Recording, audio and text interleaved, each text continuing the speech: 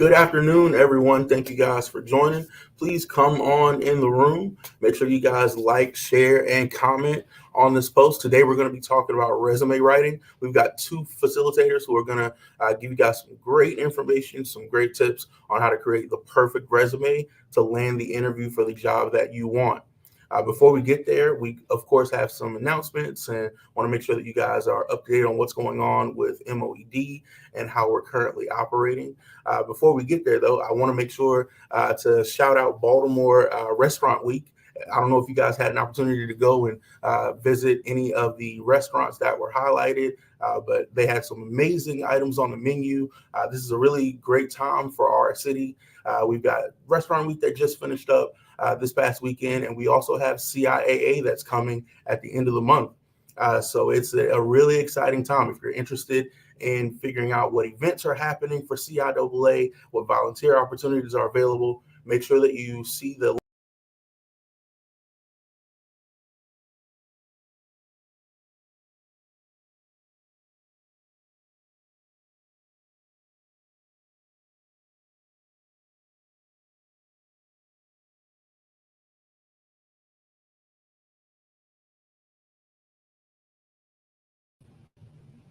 make sure that you see the link that's below. It wouldn't be Tuesday if it weren't some technical difficulties happening.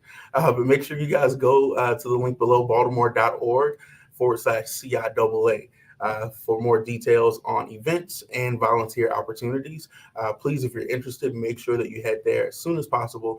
We're excited to welcome this wonderful event, this historic event to our city. It's been down south in Charlotte for a number of years, and so we're excited to welcome it up north a little bit. And hopefully we can create a new home for this event. So hopefully you guys are excited about CIAA, and I know that we had some folks from the organization, from some of the organizers on last week to talk about their opportunities. And so if you're interested in that, make sure you go to our video section and you can see some of the information that was given there and how to actually be a part of what's going on. So with no further ado, we want to make sure that we hop into the information for today. And that is talking about resume writing.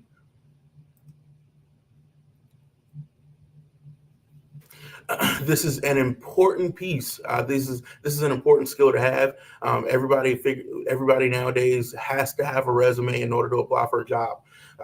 Paper applications aren't really there anymore. You need to have a resume, and a functional resume, a resume that looks good, that puts your best foot forward. So we're about to bring on two facilitators who I'm privileged to work with each and every day. They work right here in our Northwest Career Center located in Mondawmin Mall. That is Miss Sierra Lewis and Mr. Jairus Harris. How's it going, Sierra and Jairus? It's going well. I'm excited to talk about resumes. Awesome. Thank you guys so much for joining. They, again, are two career development facilitators located right here in the Northwest Career Center. You guys may have seen their pictures on our social media platforms. They've been tearing it up on those platforms. So we're excited to have them. Both of them are fairly new to the agency, I guess you could say. I guess maybe both are under 6 months. Is that right? No, not me. I'm in month 7. Month 7, you're right on the other side. I So we're excited to have both of them with us and share all of their expertise on this amazing piece. So with no further ado, I'll go ahead and hand it over to you guys. Hi, everyone. I hope that everyone is having a great Tuesday. As Antonio mentioned, we are going to be talking about building the perfect resume. So I'm actually going to let Jairus start off our presentation. So enjoy. As of right now, with MOED COVID-19 updates, all centers are currently open. Services are being offered remotely as well. Jobs are still being posted on the Maryland Workforce Exchange every day. We usually try to keep those updated as much as possible. And you can check the Now Hiring Job Board where you see the link below. I'm going next slide. All right, so why do I need a good resume? So Antonio, he kind of stepped on my what I was going to say in the beginning, but what's important to remember is when it comes to your resume, it's your first impression with the employer. So the employer, they're going to see your resume first before they even see your face. So that's why it's important to have a great resume. Your resume is going to sell your strongest skills. It's going to sell your strengths and your accomplishments. That's why it's very, very important that you put together a great resume, that it looks good. And as the presentation goes on, we're actually going to give you tips on how to build the perfect resume. A great resume, it also shows that you're a great match for the position or the project that you are applying for. And most importantly, the reason why you have a resume is so that you can apply for jobs, so you can get an interview. So that is why it's important to have a great resume. Next slide. Where can I create a resume? Maryland Workforce Exchange website. It's really easy to do. It's like 1, 2, 3 step process. Completing the registration process. If you already have an account in the NWE, some of your information may already be in the system. If not, it's easy as far as like creating a resume. We do have a multi-step resume builder function. The final version can be saved in various formats. More than one resume can be created. Also, if you already have a previous resume, sometimes you can print off one and then just use your information and just transfer it. Next slide. And then the good thing about creating a resume is that there's tons of tools and resources on how to create resumes. So this is actually another resource that you can use, and it's Indeed.com. I know a lot of people use Indeed.com for job searching, but Indeed actually has a tool. They actually have a resume builder tool. So they have various templates that you can use. What you would do, you put in your information, the job in which that you currently work and have presently worked, the job duties and responsibilities. Another good thing about using the resume builder on Indeed is that you can update your information as you go. And once you've completed your resume, the final version can be downloaded to whatever device that you're using. It can be sent out. The resume that is created on Indeed, it does not only have to be used on Indeed. So that's very, very important to note that the Indeed resume can be downloaded and can be sent on various platforms. Next slide. Just like the previous slide, Genius is also a great area that you can use as far as trying to use various templates. I have used Genius before, and I also have used Indeed. I think they're both great platforms. Genius has various templates provided for the individual's choice. They also have step-by-step questions to complete the resume. The final version can be downloaded. Next slide. So the perfect resume. Does the perfect resume really exist? The good thing about a resume, well, here's 5 tips on how to get you that perfect resume. First and foremost, you need to make sure that your name is legible and easy to see. When it comes, your name is also going to be is also going to have the biggest font on your resume. So you don't want to choose something that's going to be, you can't see it or you have to squint when you're reading your name. You want to make sure that's it's easy to see. Also, making sure that you have a professional email address. A professional email address is usually your first name dot last name and then maybe a short number at the end at domain.com. You want to stay away from nicknames and things like that. Just keep it very, very professional. First name dot last name and then a number at the end. Also, a list of key skills that satisfy the ATS, which is the applicant tracking system. We're actually going to go over the applicant tracking system as the presentation goes on. You also want to make sure that your most recent work history is listed at the top, and then making sure that the bullets per job is consistent. So you don't want to have 7 bullets under one job and then 3 bullets under another job. You want to make sure that it stays consistent. Next slide. The perfect resume doesn't exist. Job history includes accomplishments. Also, with your accomplishments, you want to make sure, like, on the bullet points that you're showing, shows contribution for each job that you have had. Be careful about dates. You don't want the jobs to feel like you're deceiving them. Include relevant awards, skills, and interests. Keep it to 1 to 2 pages. Some industries will require 2 pages, but for the most part, just keep it to 1 to 2 pages. Next slide. So who sees your resume? The applicant tracking software. So more and more companies, they are using this software basically to weed out the applicants that they want versus the applicants that they don't want. And this software, what it does is it scans your resume and it looks for certain things. It looks for certain words, certain buzzwords. It looks at your formatting, and it will tell the employer, basically tells the employer whether or not they want to give you that next step, which is interview. This software is likely to reject resumes for the following reasons. So if the candidate fails to use the employer's chosen keywords. So this is important because what happens is let me just say this. What you can do is the job that you're applying for, read off those job duties and responsibilities. Look at the words that they're using. Those certain words that you're using, and then what you can do is put those words into your resume.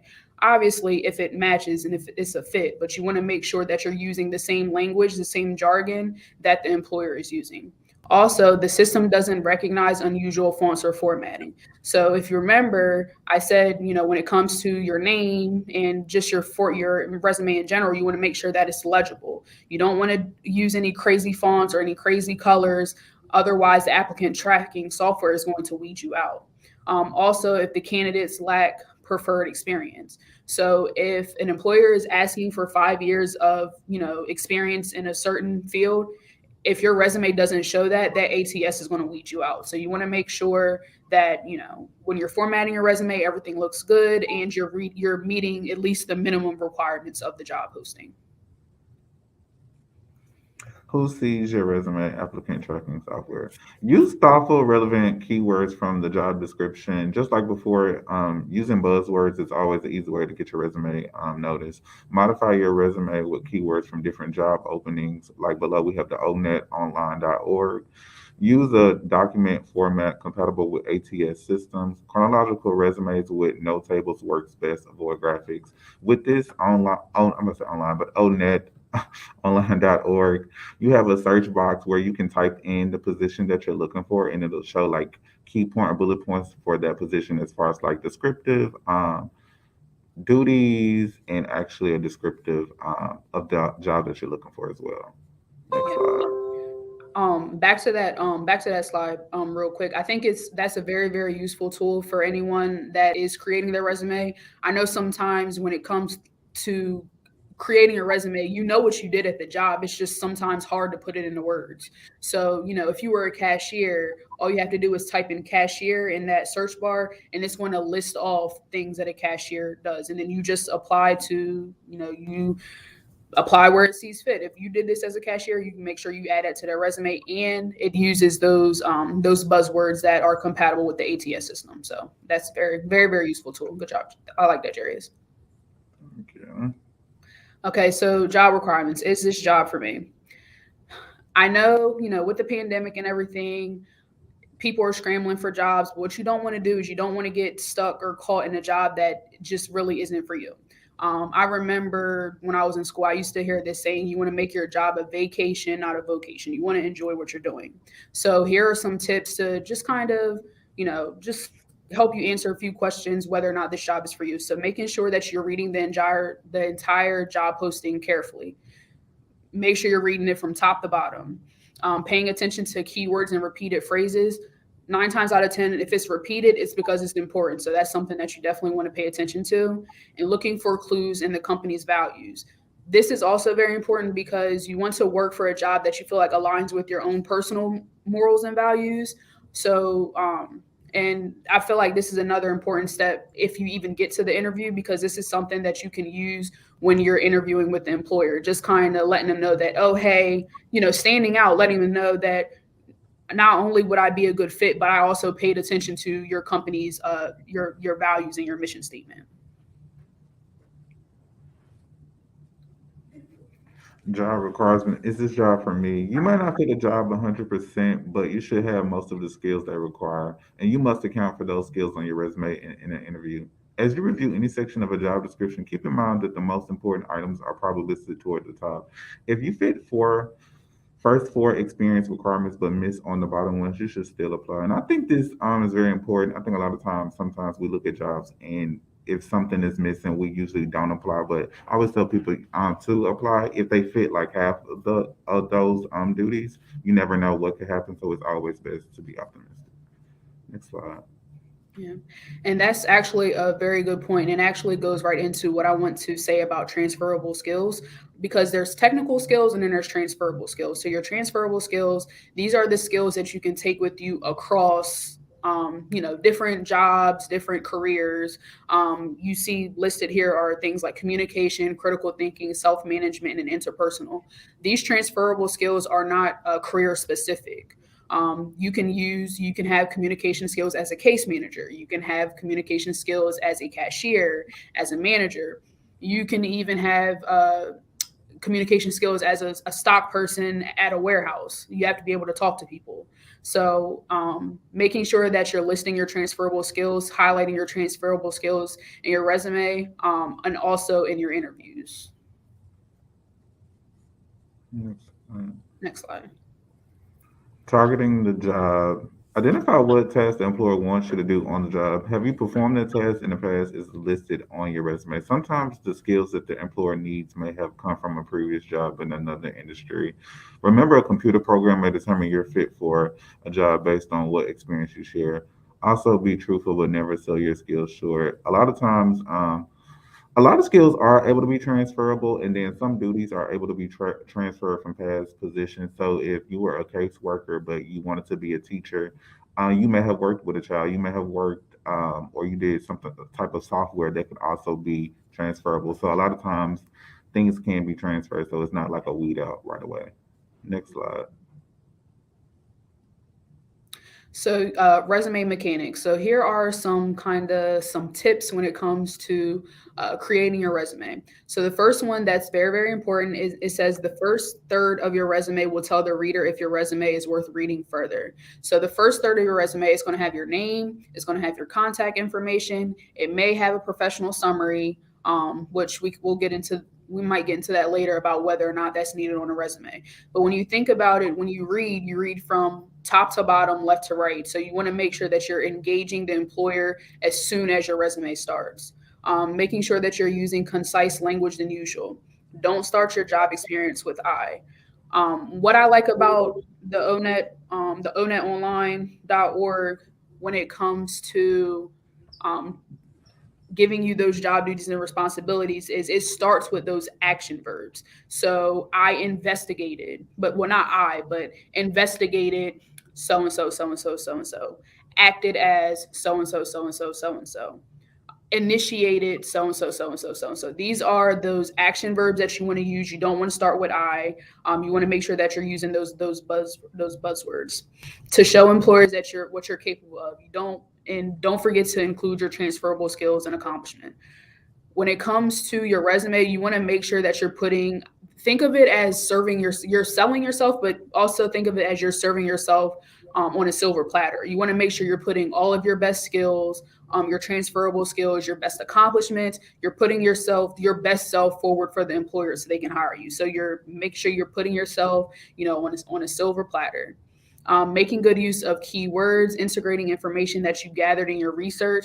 Yes, because you should be researching your employer, the company, before you even apply. Because as I mentioned, you can use the jargon that they're using. You can use it in your resume so that way you don't get weeded out of the applicant tracking system. And then recount the last 10 years of work experience approximately. We don't want to see work history from the 90s. You want to keep everything pretty recent, pretty relevant. Next slide. Cover letters. The purpose of the cover letter is, to me, I feel like it's to tell a story about your past experience, but also tell the employer like why you want this job. It's also a good way of also putting salary requirements in there. A lot of times, jobs or corporations will use salary requirements in the cover letter. The cover letter is also to introduce yourself to an organization and demonstrate your interest in the company or a specific vacancy. Draw attention to your resume and motivate the reader to interview you. Often, this letter is the first contact you have with a prospective employer. Can help you tie your skills together for the employer to notice. Next slide. Oh, So go on, my bad. You go it's back. okay. So, also about the cover letter, I'm gonna be honest, I don't like doing cover letters.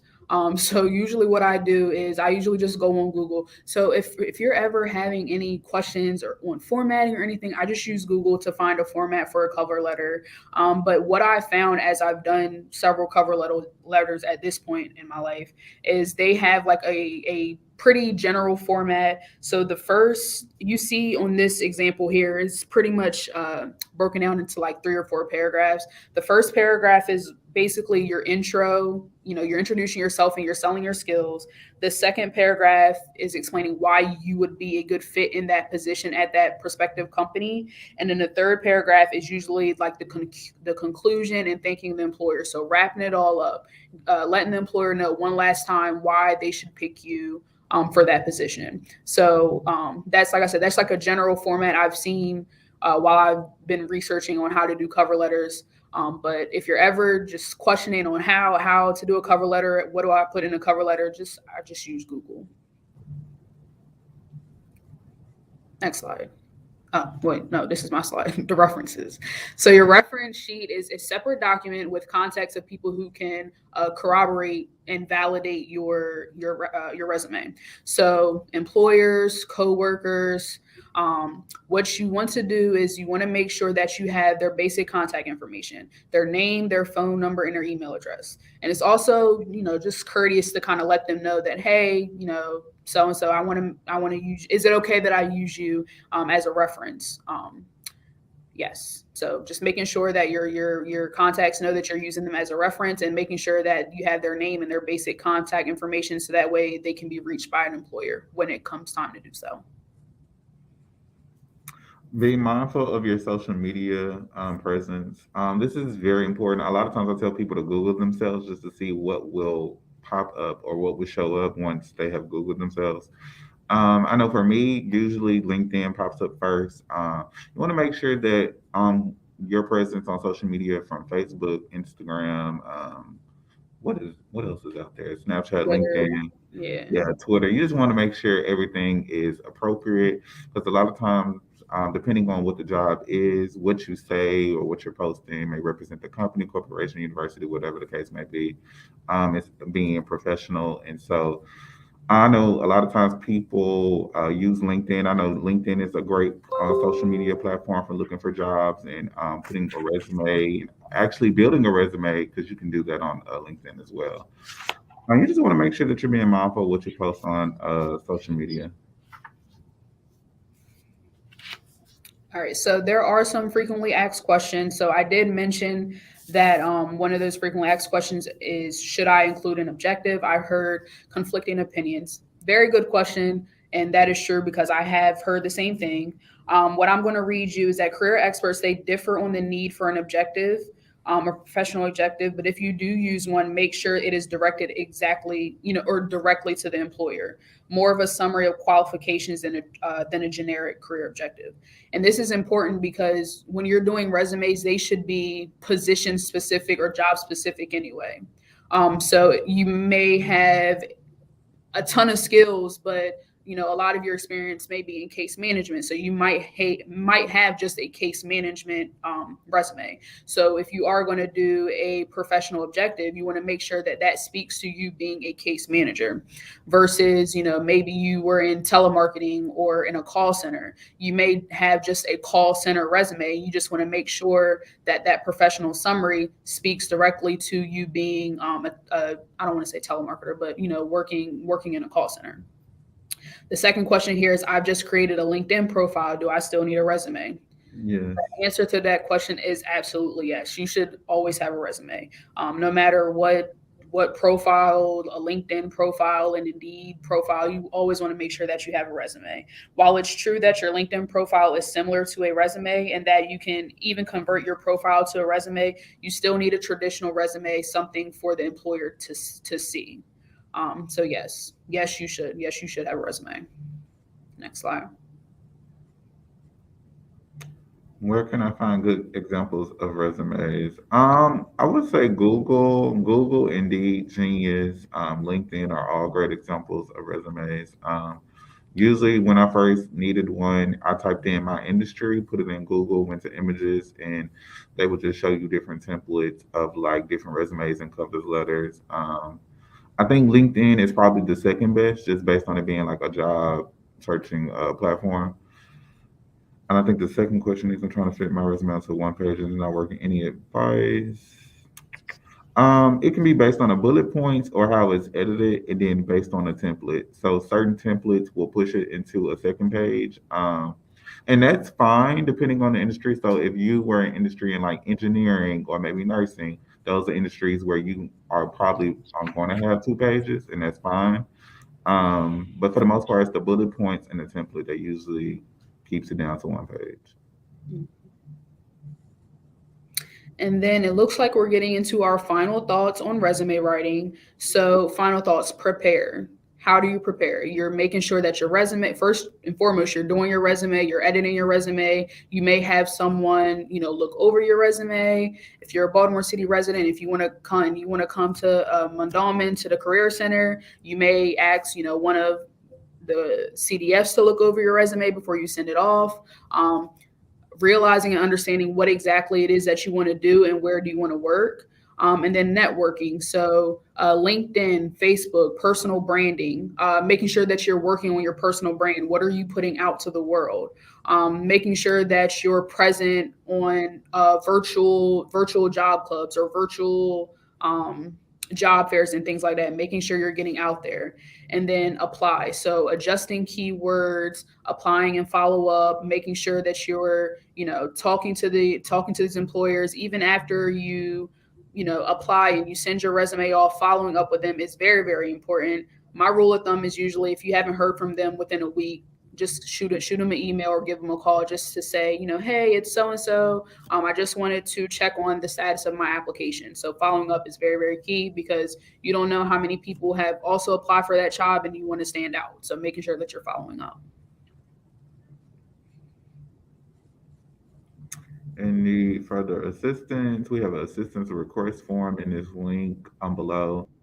It says, let us help you with resume assistance, interview preparation, referrals to employers, technical job application assistance, training information and career guidance, and any other requests that may be possible. We're here to with any needs if needed, if possible. Fantastic, guys. And again, thank you, Sierra and Jairus, for coming on and making this information so easily consumable for everybody who's watching. Having a workable and a functional resume is vital for every single person who is job searching. Again, if you're interested in finding out about how you can have someone assist you creating a resume, if you're interested in any of the opportunities that you see on the screen, make sure you go to bit.ly/MOED contact. You can go there and it's going to take you to a page where you'll select the area that you live. Once you put in your information will be sent directly to one of our career centers, and staff from our career center will then reach out to you. So we try to make it as easy as possible. Not only can you access us that way, but you can also come to any of our career centers. We are back open as of this past Monday. So please, if you're interested, please make sure you come by and see how you can get into your career. We're not in the business of finding folks jobs, but we strive to ensure that we find you a career that you can stay in, grow in, and that will sustain you and your family. So any questions? I don't see any questions in the comment section. Sierra and Jairus, again, you guys did a fantastic job. I love the fact about the piece that you guys said around not disqualifying yourself. Even if you don't meet the entire qualifications for a position, I always tell folks to apply. Never take yourself out of the running for a job. You let the employer do that. As long as you got your resume ready and it looks good and you're proud of it, send it to everybody that you can. Any job that you're interested in, send them that resume and let Yeah. them disqualify you. Once you get in the room, you show them exactly who you are, and that's the point of this resume, is making sure that you're able to get your foot into the door and actually get into the room. Yes. So again, thank you guys for coming on and talking about this extremely important topic. Again, thank you everybody for watching, and you enjoy the rest of your Tuesday. We will be back on Thursday at 1 o'clock for our next Employ Baltimore show. Until then, you guys have a great week. Have a good day, everybody. All right.